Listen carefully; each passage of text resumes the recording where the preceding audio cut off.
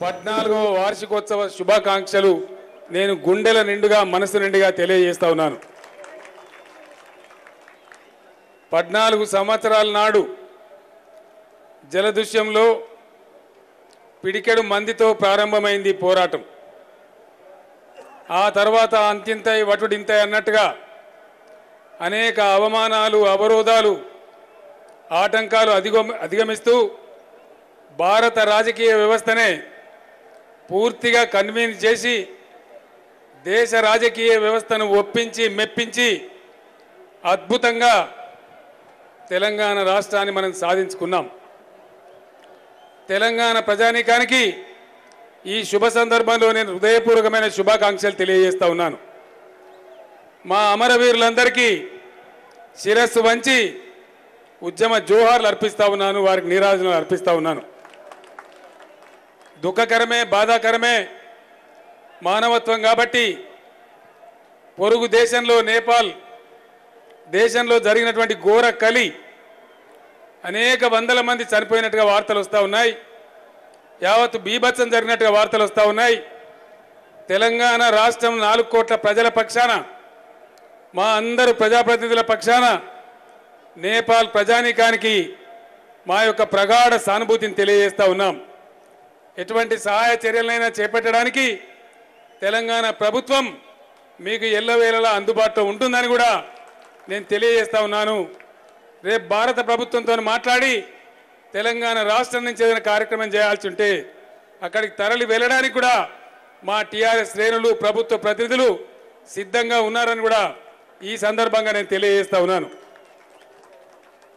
మిత్రులారా, జలదృశ్యంలో ఉద్యమాన్ని ప్రారంభించిన నాడు కారు చీకట్లు, అనేకమైనటువంటి అపనమ్మక స్థితి, పరిహాసాలు, జోకులు, మగలో పుట్టింది పుబ్బలో పోతుందని ఒకడు, 6 నెలల తర్వాత అడ్రస్సే ఉండదని మరొకడు, నానా రకాల అవహేళనలు మనం చూసినాం.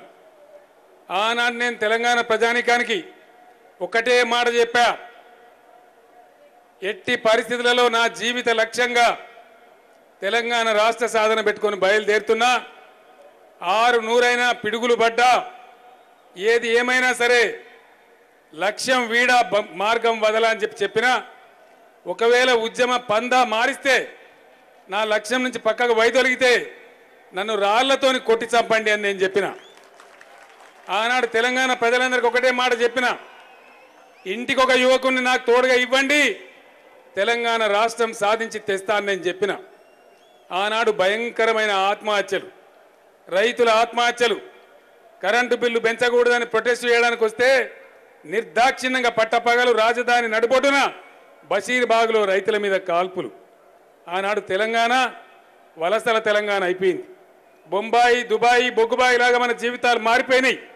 అటువంటి దుర్భరమైన పరిస్థితులలో భాషకు అవమానం, బతుకుకు అవమానం, మన ప్రగతికి అవరోధం, అన్ని రకాలుగా విషతుల్యంగా పరిణమించినటువంటి సమైక్య పాలకుల యొక్క దుర్మార్గపూరితమైన, దోపిడీపూరితమైనటువంటి పాలనకు వ్యతిరేకంగా మా ఆత్మగౌరవం మాకు కావాలి, మా వనరులు మాకు దక్కాలి, మా నదుల నీళ్లు మాకు రావాలి, మా హక్కులు మాకు దక్కాలనే నినాదంతో ఆనాడు నేను ఒక్కరినై నినదిస్తే మీరందరూ కూడా ఎల్లవేళలా అడుగడుగున ఆదుకున్నారు.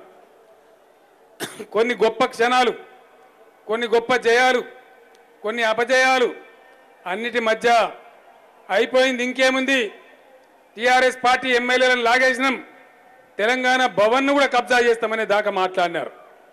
అటువంటి విపత్కర పరిస్థితులలో ఆనాటి రోషయ్య సర్కార్ హైదరాబాదులో తెలంగాణ బిడ్డలకు కనీసం చెప్రాసి ఉద్యోగం కూడా దొరకకుండా 14Fనే సవరించేటువంటి దుర్మార్గానికి ఒడిగట్టినప్పుడు ఇంకా నేను బతికి కూడా లాభం లేదని చెప్పి కేసీఆర్ సచ్చుడో తెలంగాణ వచ్చుడో తేల్చుకుందామని ఆనాడు నేను ఆమరణ దీక్ష పోయిన సంగతి మీకు తెలుసు. ఆ ఆమరణ దీక్షలో చనిపోయిన శ్రీకాంతాచారి దీక్ష విరమించే టైంలో నేటి విద్యుత్ శాఖ మంత్రి నేను ఎక్కి ఎక్కి ఏడుస్తూ ఉంటే జగదీశ్వర్ రెడ్డి గారు నన్ను ఆపినారు. అన్నా ఇది సమయం కాదని చెప్పినారు. తమ్ముడు నేను తెలంగాణ దేగలుగుతా కానీ ఎక్కడి నుంచి నా శ్రీకాంతాచారం తెచ్చుకోవాలని చెప్పి ఆ ఉద్వేగం ఆపుకోలేక నేను కూడా కన్నీరు మున్నీరుగా ఏడ్చిన.